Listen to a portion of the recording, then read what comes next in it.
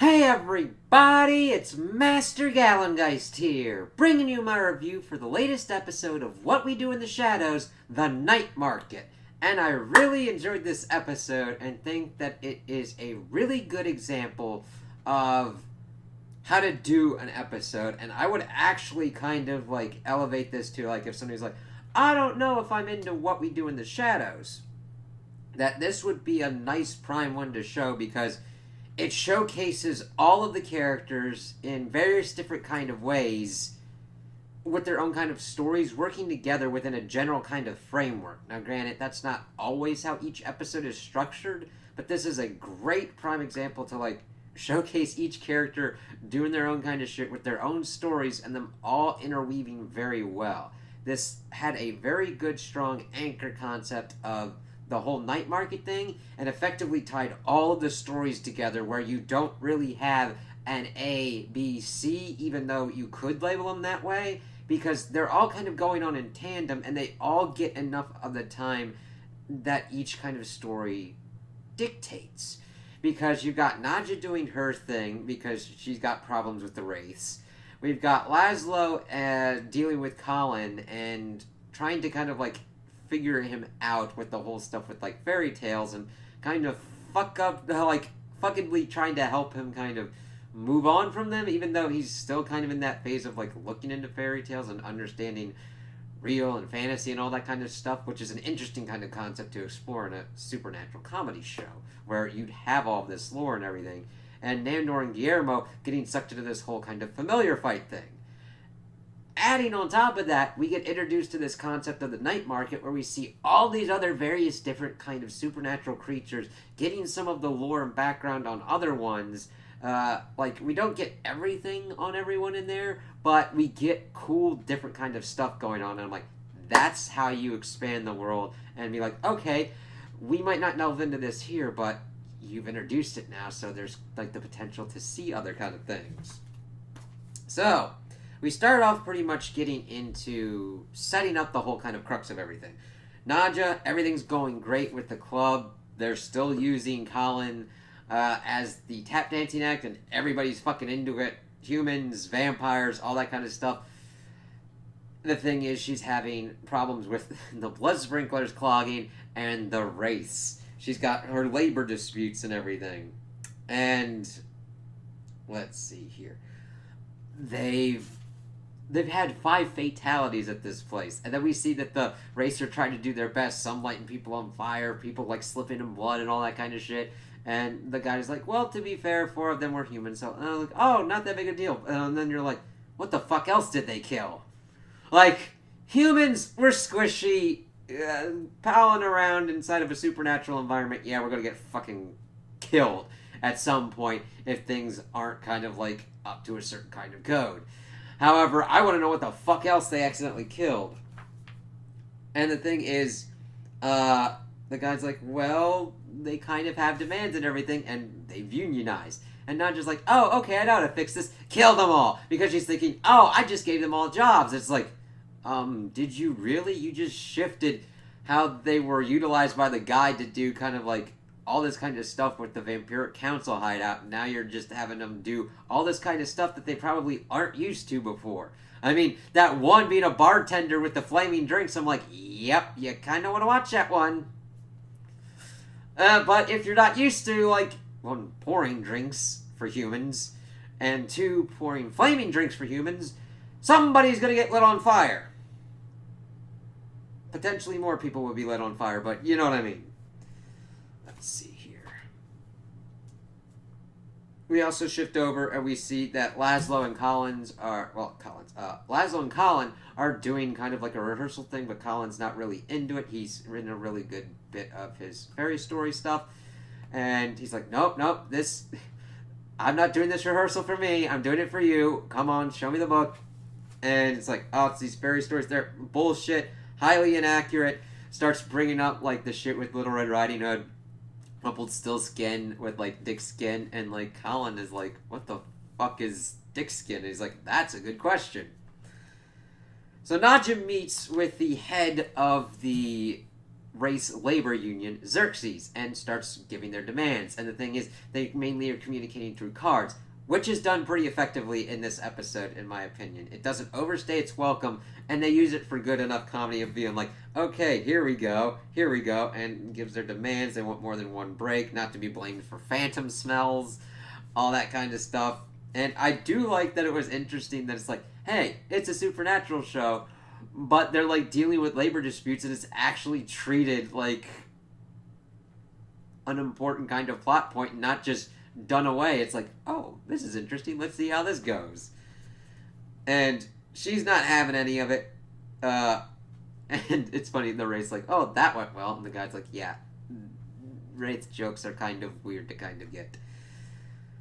So we see Laszlo reading a real book to Colin, and he's like, and Nadja's looking through something in the library, and she's like, just read him the baby stories and everything like that. And he's like, yeah, what, like the cobbler and the shooters and all that kind of stuff. He's like, oh yeah, the cobbler and the elves and everything.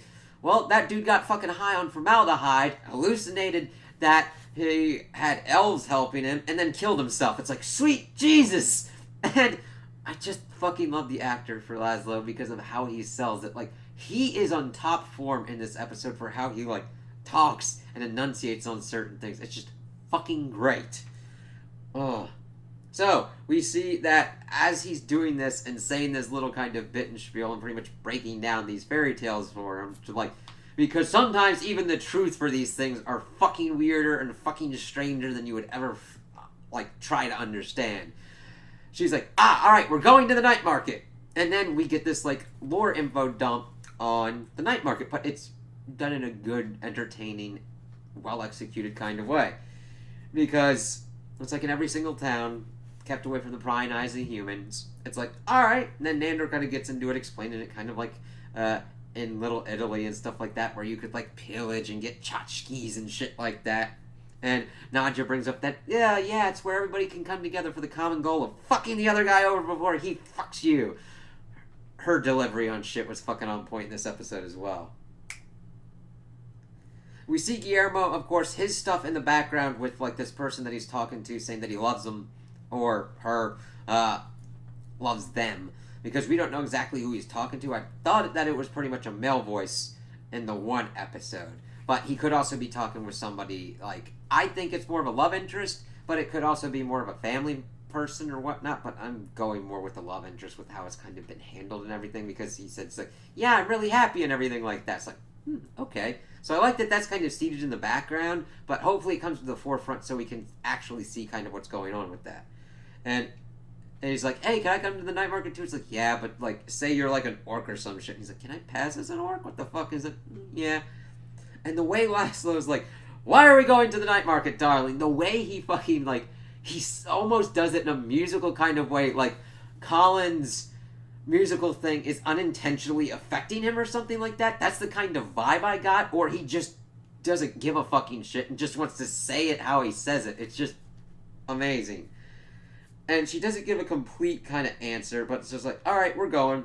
Marwan's like, oh, cool, I'm glad that we're kind of going. And then Nandor's like, oh, shit. Goes to the Jin, has him, like, click this. She's like, oh, no, I'm going to stay here. I'm going to stay home. And she's like, oh, that's a big fat bummer. Let's go before she...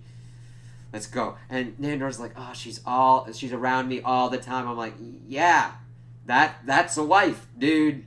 Now, granted, like, I don't mean literally around you all the fucking time. Like, if you can't shit in peace, or, like, go to the bathroom, or just be like, I kind of want to do my own thing for, like, 2 minutes, yeah, that's a motherfucking problem, but we know Nandor. We've seen him.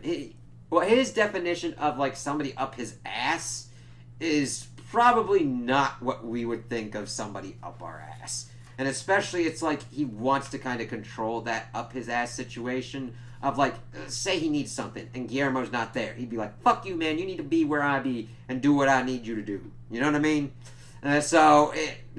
He's just like, sometimes you just gotta hang with the boys.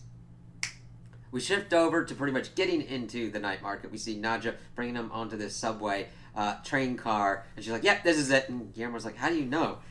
So we see that there's other people about, and then this dude, the street performer, is like, yeah, I'm doing this for like a sick family member, so donate what you can. And then starts. Granted, it was fart jokes when they're well done and well executed are pretty good. And this one I thought was a well executed fart joke where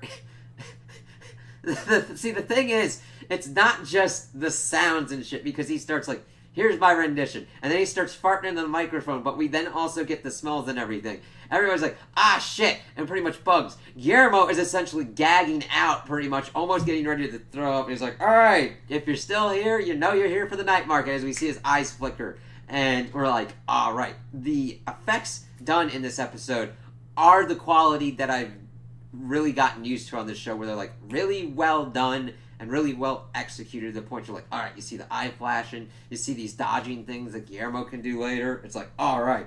And Nandor even asks if he takes requests. It's like, not for a couple hours. It's just like, oh god, is he still farting? Does he have to like eat special foods before he does this to like get potency and like noise and shit? Like, I'm now thinking about this one random street performer and just this one little stupid line that doesn't mean anything. I'm like, I wonder how he does this. Shit. Sometimes you get the funny thing of something after you watch it a couple times. And I looked over to like do some notes and stuff, because there was some stuff that I was like, oh shit, you don't get in the like when you're in the middle of it. And that is especially true of like the familiar stuff that we get into. Right. So Colin's liking this. Guillermo's like, oh, this is kind of cool. We see the witches again. It's like, shit. Nandor telling Guillermo not to do certain things with like those light sticks because they're overpriced. Laszlo's looking for historical books. They're looking into like coffins and shit like that. And we see that since there's no one currency between all the various denizens of the night, it's a barter system. So evidently a lot of people end up dead. It's like, shit. So it's like this really weird kind of thing where you're trying to barter up to certain shit. And it's like, okay, this is definitely a good kind of premise. Let's see how this fucking goes. So we see that Nadja comes from a family of hagglers, as she says, and goes to see the Valkyries, which, if you're into Norse lore, they go and they take warriors that died honorably in battle to Valhalla and everything. And the thing is, we learned that they are not known for their banter, and that I really liked how they did Valkyries here, and essentially kind of pegged it to an IKEA joke that worked pretty well.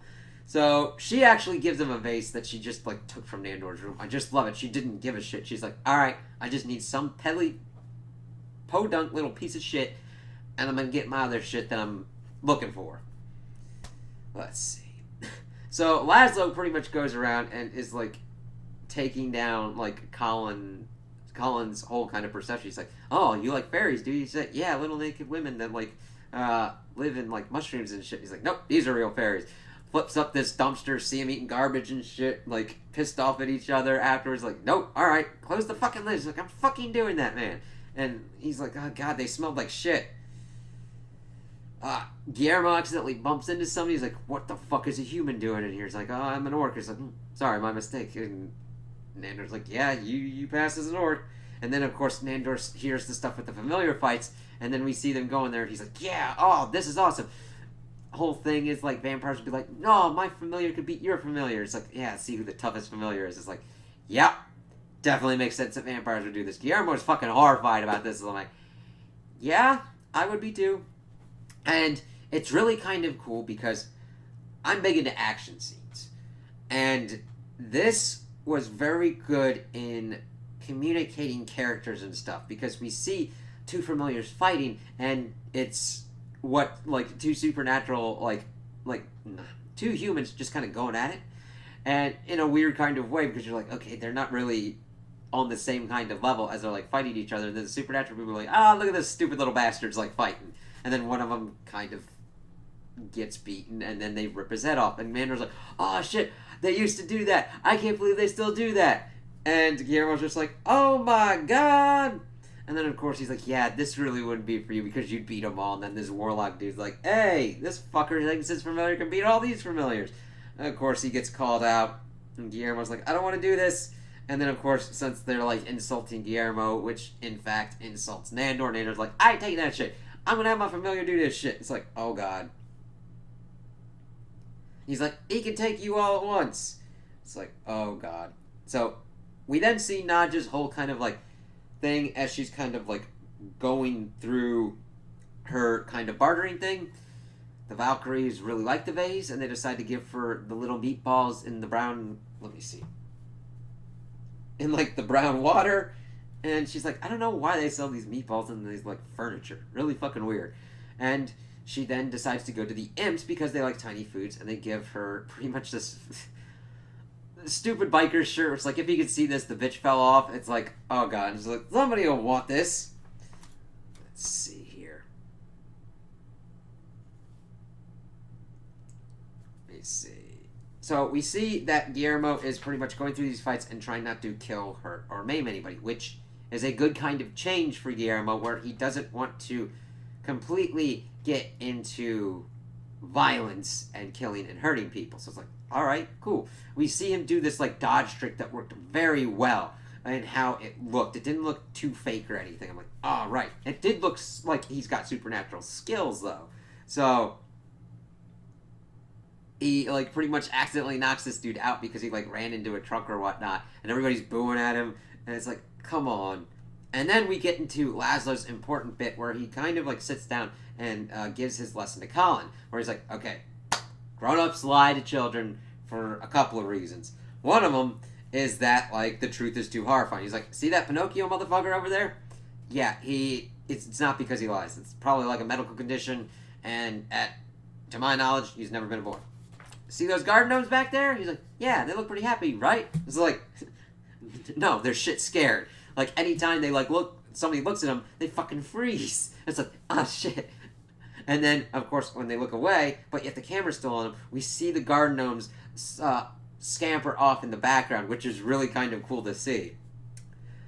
And then he says that, like, they also lie because the truth is so boring. Like, you know, the Emperor's new clothes? Yeah, look at that dude. That's just a German nudist. It's like, okay, that's interesting that there'd just be a random German nudist, walking around in the night market. So yeah, but it fits within the world of what's going on, and it just really kind of hammers on the joke. It's like, oh.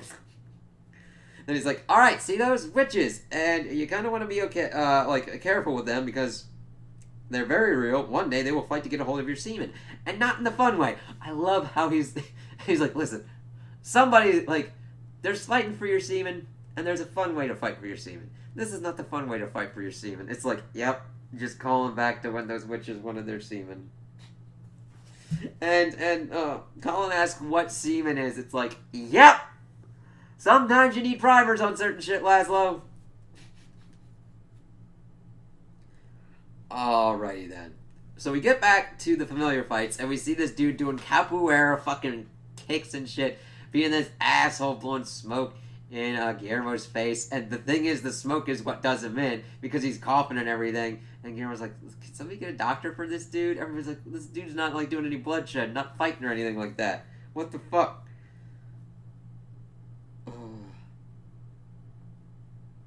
And Guillermo called him a dick for the shit that he was doing. It was just really great. So, Nadja's then, we get back to Nadja and her whole bartering kind of thing, as she's talking about how, like, the night market kind of goes on forever. It has dirty, dark places, kind of like me. And she comes into this Big Ed's Anarchy and Apothecary, and she's like, yeah, I was wondering if you had something that you'd, like, hide under the desk, like the counter or whatnot. And he's like, I don't know, show me what you got. Shows he's first like, hey, you law enforcement? And she's like, no, would law enforcement have this shirt? And he raises like, all right, yeah, that's pretty good. And then brings it out, shows it off, and she's like, yep, all right, we're good. Give me that shit. So she has accomplished her objective. Now I'll just have to see what that is. Well, then we get to the point where we pretty much get most of just focusing on the familiar fights, which works pretty well. We see that it has gotten to the point where they had him fight an old lady, and he won by just pretty much taking her glasses, and she's like, please give my glasses back. And he's like, no, I'm going to give them to your master. And of course, he is the champion. He has been rewarded with dry dog food. Fucking shit, man. And then he will have the champion familiar fight the champion vampire. And Nandor's like, yeah, you can take his ass, It's like, okay, Nandor, I'm a vampire killer. What happens if I kill a vampire in the middle of all these vampires here? He's like, yes, okay. Just follow me for this. So he's then like, yes, this would be sick. This is my companion of 13 years. I'm like, damn, he actually kind of remembered an accurate enough time frame. He's like, you know what'd be more sick? We fight each other. He's like, kill your friend. Kill your friend. It's like, you fucking fucked up assholes. So they start circling each other. And Nandor's like, all right, listen. I'm going to punch you out. And then we'll be good. And Guillermo's like, yeah, but why did, like, we should probably put on a show for him so that way it just doesn't, like, end like that. Because it has been pretty disappointing. And Guillermo's got a pretty good point. And Nandor's like, oh, you wouldn't last 5 seconds to get me. He's like, yeah, I beat you before. And he's like, you cheated. I did that to teach you a lesson. He's like, I didn't have to cheat. And how Guillermo is doing it, I love it when he's got enough confidence to pretty much call Nandor his bullshit. And Nandor's like, ooh. And then, of course, starts getting into his ego. He's like, oh, no. So then they kind of, like, Guillermo starts tossing stakes like ain't nobody's business. And they're like, ah, shit. And he accidentally stakes one of the vampires. He's like, the answer is like, dude, that was my friend. He's like, stop that shit, man. That's like, you gotta watch that shit. So then he goes for this stab, and we get one of the funniest lines that, like, if you aren't listening for it, because there's so much shit going on. You have to listen and hear what's going on dialogue-wise and see what's going on character-wise, because he's got this thing, and the announcer's like, oh, somebody's phantom menacing. We got to, like, Darth Maul Jr. here. I'm going to call him Darth Small. And I'm like, oh my god! The lines and the delivery. The announcer dude just fucking makes it, because he's just a shitty asshole on certain things. He essentially made a Dodge truck commercial thing when Guillermo was doing all the dodging flipping shit earlier, and that was just fucking great. I was like, I can't tell if that is satirical product placement to just fuck with Dodge, or if Dodge got in on that. I'm just like, I want the satirical of them just to be like, yeah, we'll hit it with that. Oh god. But Nandor's like, fuck this shit. He's getting, of course, all like flashy and shit, and then he punches him, and he's like knocked into this knocked through, like, pretty much across the room. Nandor's like, yeah! But then we see that Guillermo kind of, like, gets up to this other kind of place, and then Nandor, of course, bats up and flies, and they start doing this sword fight, which is pretty awesome, because we see Guillermo taking it and making more kind of, not flashy moves, but more movement, and Nandor is just, you see his warriorness. He accidentally kills the, like, dude who's, like, been making the swords with his sword slash. And, oh, he's like, look what you did. More collateral damage. And you just see him doing their sword fight. And the thing is, we then get to a point where Guillermo's hiding around this cameraman, Greg. He's like, stop hiding around Greg. And it's like, shit, he didn't kill Greg. I'm like, that's character development. Nandor would probably be like, fuck this dude. And then we have to deal with the cameraman being like, ah, shit, he's dead. He's stabbed. Motherfucker. Because we've seen cameraman stuck in crazy shit, i.e. the siren. So I think that was an effective use of the cameraman, where it is acknowledging it without completely, like, fucking around with the whole concept. It's like, ah, shit, what happens if they're fighting each other? So then we see that Nandor accidentally hurts Guillermo, and he's like, you fucking dick!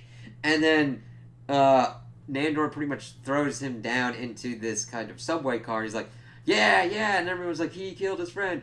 And then he's like, I killed my friend. And then he actually starts trying to, like, think it through. He's like, ah, shit, I killed my friend. But then Guillermo comes out, smacks him with a shovel, breaks it in half. Wait, he might break it in half. No, I think he breaks it in half and then sweeps out his legs and then pretty much gets him into a staking position. And Nandor's like, fine, do it, finish it. What kind of vampire am I if my familiar can beat me? He's like, no.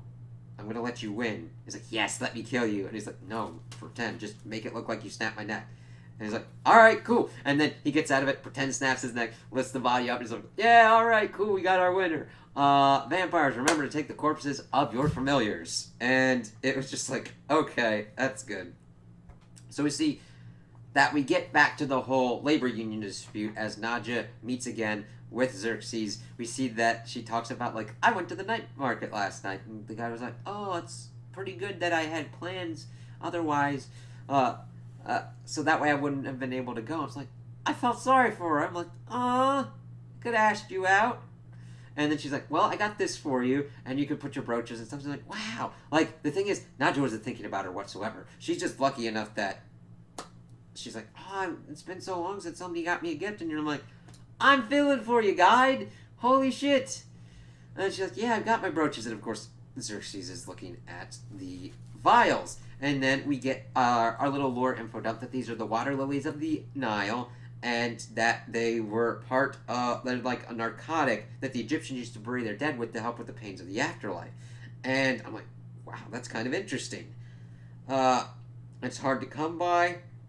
Race will do anything for it. She was reading the Compendium Narcoticum, and I'm like, yeah, there you go. And that's where she kind of saw it and read through it. And it's an effective use of going to flashbacks of her doing that thing, because we were mainly focused in the beginning that Laszlo was telling the story of the whole cobbler and the elves thing to Colin, and we weren't really focused on what Nadja was doing. And then we see it in what's going on in the book. It's like, that's actually really good. I do think that that's an effective way to kind of do that.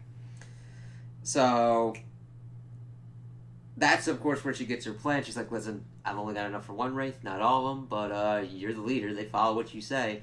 And the guy's like, he's not going to do that deal. And, of course, we see the card. We got a deal. He goes off. He's like, all right, go deal with your people. And then, of course, we then go back into the whole thing, and we see that Xerxes is trying to calm down the race. And she's like, well, even if they vote him out, he can overrule him, right? And then showing what happens when you try and corrupt the union leader, they decided to fucking kill his ass. Now, granted, I would prefer less violent means, but these race don't give a fuck, and they were getting fucked over. And it wasn't like their demands were completely and utterly unreasonable. And then she's like, shit. Goes up, we get a new representative. He's like, yeah, he no longer represents us. And he's dead. And he's like, yeah, we kind of got that. And Nadja's like, fine, fuck it. You get Mondays off pay, because they kind of wanted to, like, haunt ancestors, like, descendants of, like, transgressors and stuff like that. You get Mondays off with pay, and she'll build 5 new supply closets for them to sleep in. It's like, that's actually a good win for labor. I'm like, holy shit, good work on there.